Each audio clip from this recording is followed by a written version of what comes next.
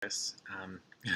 So I just had a realization as I was getting ready to do this reading. Um, I just turned on my diffuser. I have my gum.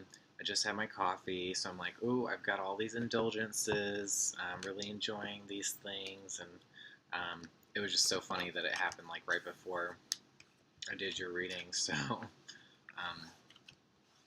definitely already feeling that energy. So this is really the lifespan. This little series that I'm doing of all the 12 signs and maybe what we can expect in a lifespan through tarot. So this isn't really tied to one period of time like I've been doing for the seasons. So I'm really hoping to get like some further insights and kind of help convey to you guys what you can expect or maybe understand some of these signs a little more if you're needing some clarity. So for all the Taurians out there, we have Venus energy, and we know Venus to be the music maker, the taste maker, you know, the the lover. You know, the Taurus and Libras out there, God, they're always in freaking relationships, or at least they have a whole bunch of suitors lined up. They just attract that energy, and there's some huge potential for love with Scorpio being in the seventh house. Um, you know, whether it's you or your lover can certainly gain some notoriety or even fame with all that fixed energy. The fixed signs are really the stars of the zodiac, and I see a lot of Taurus men in particular that can reach some fame for sure. And I guess with acting in the fifth house, that would make sense with Virgo. But in work, you guys are very, very intelligent. You are more focused on changing problems or solution oriented as opposed to nitpicky. You're more about conceptual kind of insights and planning. So you're very future oriented when we look at Aquarius in your 10th house of career. So this could mean that you work at airports or, in planes. You work with technology. I see a lot of Taurus signs that work with electric companies. It's, I've said before, but you can kind of see Taurus as like very white collar, very business professional, or very even blue collar, like in the streets construction worker, because they're all building, they're all working towards things. Oh, look what we get. Okay, first card. So King of Pentacles. So that's a very, very you card. I mean, it's got the bull in it, so obviously, we love the finer things. Your home is your castle, and vice versa. It's really where you can entertain. It's where you can indulge. You may love having people over. You may have a studio. Just a very, very picturesque, comfortable home that allows you some creative space. So we love that. We've got the grapes representing not only growth but subconscious. When we drink alcohol or wine, we stimulate the subconscious, and that kind of plays into Taurus having more of a spiritual kind of side to them that I've spoken to before, but it comes out in little ways. Ooh, okay, so friendship. Again, celebrations. Do you guys feel like every day should be a party? Every day you should be merry, you should drink, you should dance, you should, continually reap the rewards of your hard work. Because with earth signs, we definitely see hard workers, or at least smart workers. So you guys are known sometimes to be a little lazy, um, maybe in work because you think so broadly. You don't really put forth the sweat so much unless you find yourself in a profession where you have to do that. But if we're talking about the white collar, um, maybe it's not like an elbow grease kind of job, but definitely you want to enjoy things. Friendship could be a really big thing for you guys. You have a lot of friends, lots of acquaintances. You're very social. Taurus is a very social sign. You see, like I said before, you Tauruses are always kind of in those groups that are always attracting attention or being loud and having fun, and you'll always find a Taurus in there. They're not necessarily the loudest, but they're damn good looking and will get the attention. And I think they just like to be in that energy and feeling it. So they love. Okay. Hmm. I'm gonna keep going. With these, I keep wanting to just get one card. Okay.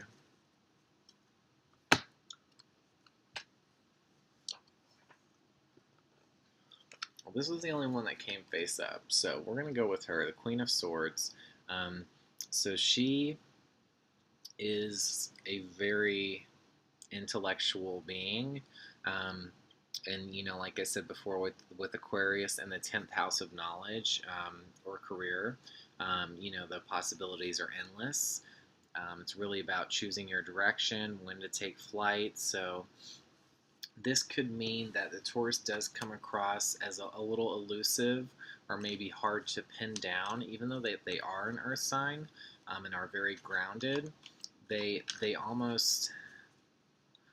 come across as being like carefree, or oh wow, it presented itself twice. Okay, or flighty in a sense. And I think that's what the Queen of Swords energy is. It's really controlling the air, when to take flight. They know when to leave when things aren't going well. They almost welcome a challenge, or they're welcoming someone to advise, someone to give their insights to. But it's not directed straight at you in the card. So again, like those earth signs, they're never, not that they're not approachable, but they only give you attention when like they want to. They're very aware of who they're giving attention to. I think that's kind of emulated there. Yeah, and just kind of like the sereneness, like that goddess. Like we're already seeing a lot of feminine energy, and I can see that with Taurus is because even the men are very gentle. They're very nuanced personalities in a way. They come across as very serene almost, and I guess that has to deal with like them being alluring. Yeah, so I think that's what we have so far. Now this one came up twice, so I am going to talk about it. So we have the Three of Swords here. So this is the hurt card. Whether someone's hurting you or you are hurting yourself, those swords run deep. This is lots of pain wherever you go, because we're talking about the lifespan here. So we definitely are kind of at the will of our emotions. And this is interesting to get for an earth sign, which you don't really assume them to be emotional, but everyone has their moments. And I think in love, that's what's really transformative about them. As I was saying, Scorpio in the 7th house of love for a Taurus could really do some damage, and hopefully they blossom from that damage, because Scorpio destroys, it kills, in order to transform you, in order to bring about a brighter tomorrow. And so through love, they can really feel like they put on they open a new chapter of themselves every time they go through a relationship. Um, and it's a very, very deep process for them. Um, they take that stuff very seriously and are very passionate individuals. Um, but you know, it's it's almost like they're doing. I don't know. It's almost like they're doing it to themselves. Maybe they have a penchant for self-sabotage or inflicting pain on themselves, and maybe that's because they're so overindulgent. That's their way to balance it. Um, yeah, but it could mean that they make, you know, unwise decisions. They're hurting themselves, and where they're putting their care isn't necessarily helpful. Maybe that speaks to kind of a little bit how they can be not shallow, but a little, um, less serious. Um,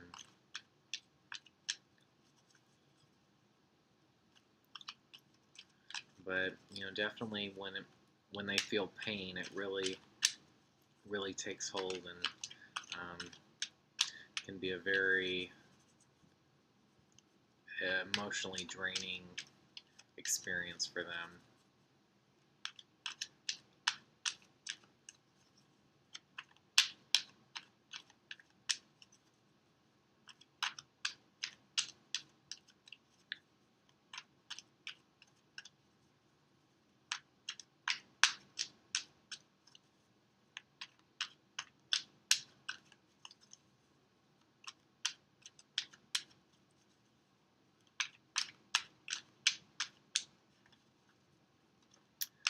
Well,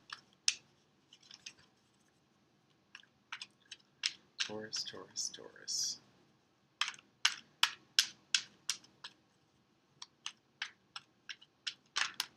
Okay. So, with Two of Swords reversed, here we're very unsure. The mind is a prison. We've isolated ourselves because our thoughts are overwhelming. They're clouding our judgment, hence the blindfold. We're literally in the dark and we put ourselves there. So lots of self-doubt, lots of unsureness. Um, it's when it comes to making decisions, they want to make the socially pleasurable one. Um, this can again tie into that laziness. Is they don't want to decide, they don't want to, take that action. Um, but this could really be, they're putting themselves in that position a lot, um, as opposed to finding themselves in a position. So maybe they're bringing on a lot of this hurt, and they're bringing on a lot of this indecision in their lives again and again. Oh, okay. But we did get the Lovers. So again, not surprised by that. Um, the passion is there, the romance is there, the Venus energy is there, the yeah, the money's definitely there to enjoy things and provide for a partner. Um, but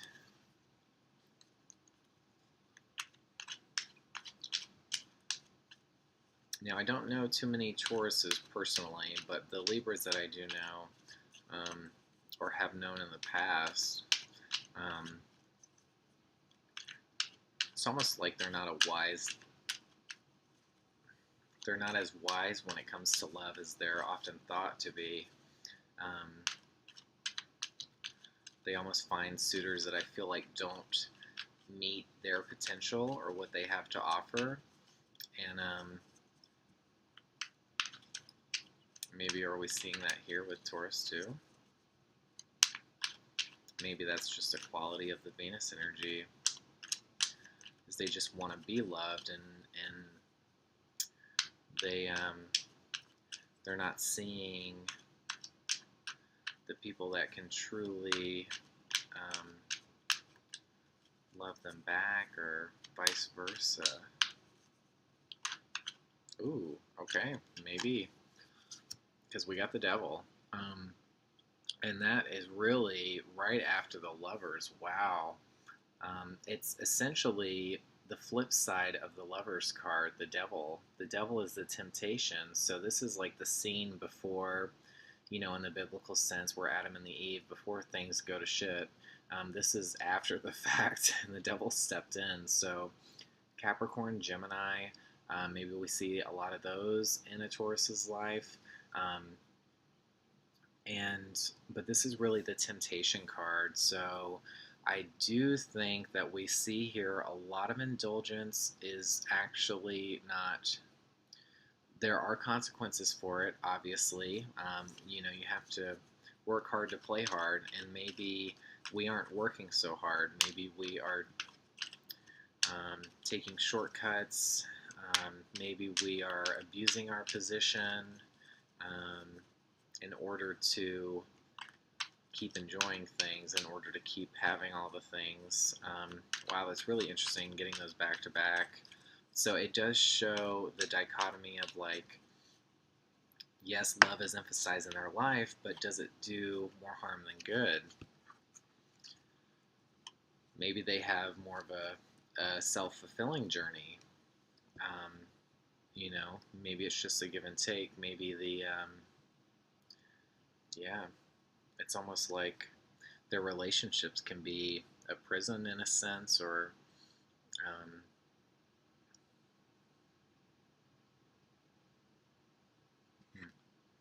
we got this card. So we have the Eight of Swords here. Lots of swords. Wow. Um, Taurus is very smart, as we can tell. But this is really just not knowing. Again, very unsure, very unlike the Earth kind of stereotypes that we have for Taurus. We always assume that they know exactly what they want. And that's, but maybe this is more emphasizing there's a difference between knowing what we want and knowing what we need. Maybe they don't know what they need. Or maybe they do, and there's just too much temptation for them. There's too much temptation in love. They have a self-sabotage tendency. They have, like, so much potential. And they just trap themselves.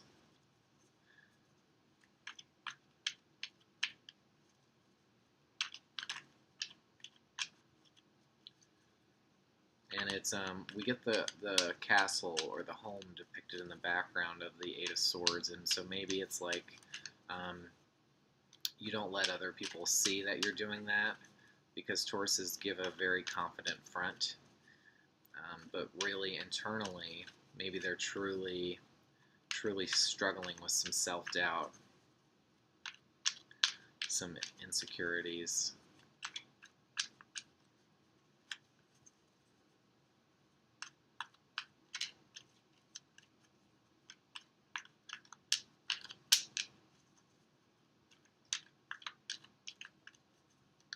But love is on the table for sure. We see that. Got lots of air energy. You just feel like every day is a battle.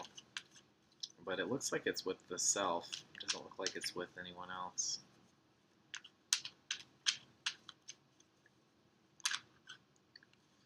Alright, well, there is a rainbow that is possible. So at one minute the home can be a prison, and at the next it can be full of possibility, full of prosperity, full of sanctuary and endless opportunity. I mean, the 10 is all there is. That's as high as it can go. And that's really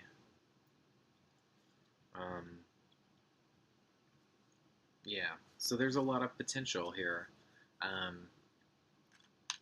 We can see the rainbow if we get out of our mind. The mind doesn't look like a healthy place for you guys.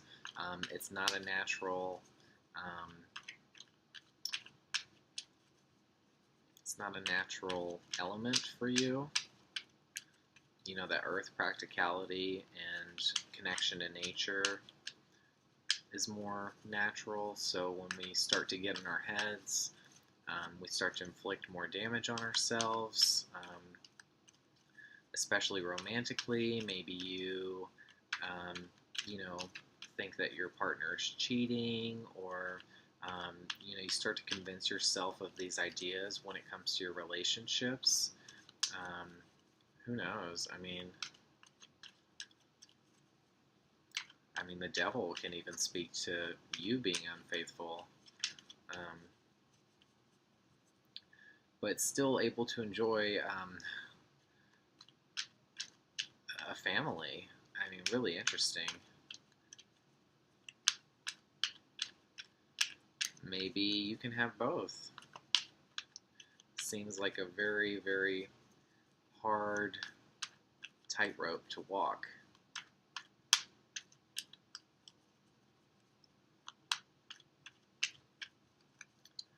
But the only thing standing in your way is yourself.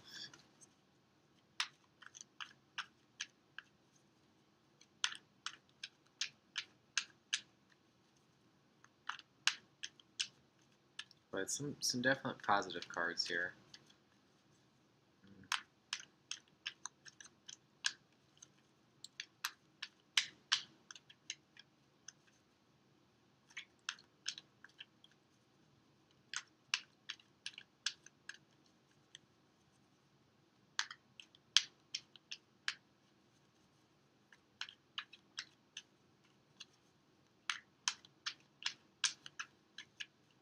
Well, I say it every time, but stubborn old Taurus, maybe that's all we have. Just, I could shovel here all day, but I never know when something's going to present itself. Okay. Damn, and then when it does, it's too much. Okay. Let's try maybe one more, because I know most of the signs have gone, like, right up to 30 minutes. One more for Taurus. What does the life of a Taurus look like?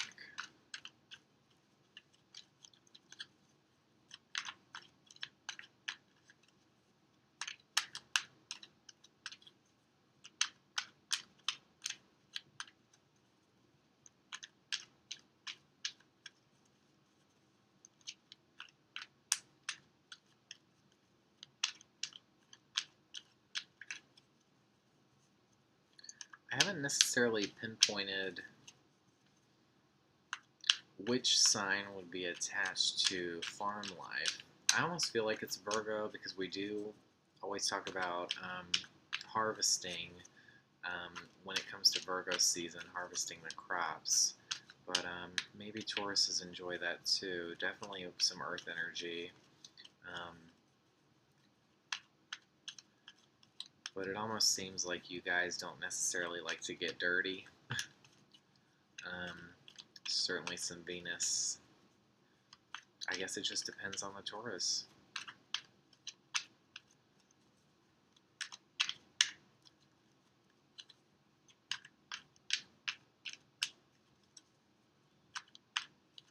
Okay, I think that's it, folks. So we'll end it with that 10, that rainbow.